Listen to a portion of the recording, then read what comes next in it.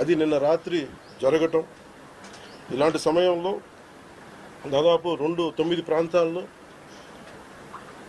15 కిలోమీటర్ల నుంచి దాదాపు 200 కిలోమీటర్ల లోపల వరకు వెళ్ళి భారతదేశ సైన్యం అక్కడున్న మిలిటరీ ఎస్టాబ్లిష్మెంట్స్కి దాడి చేయకుండా, అక్కడున్న సివిలియన్ క్యాజువాలిటీస్ లేకుండా కేవలం ఎవరైతే ఉగ్రవాద సంస్థలు ఉన్నాయో, ముఖ్యంగా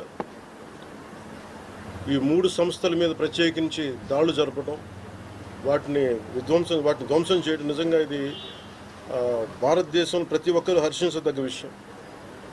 ఎందుకంటే 90s నుంచి కూడా కశ్మీర్ అనేది మనకి ఎప్పటి నుంచో Kashmir is an integral part of our nation, as undeniable fact అది.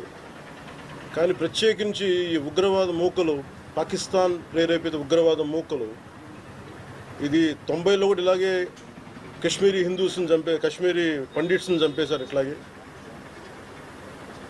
చంపేసి కొంతమంది గతంలో కూడా చంపేస్తే అలాగే వాళ్ళని అంత్యక్రియలు చేయడానికి వాళ్ళని శ్మశానానికి తీసుకెళ్తే అక్కడ కూడా మిగతా కొంతమంది హిందువులను చంపేశారు.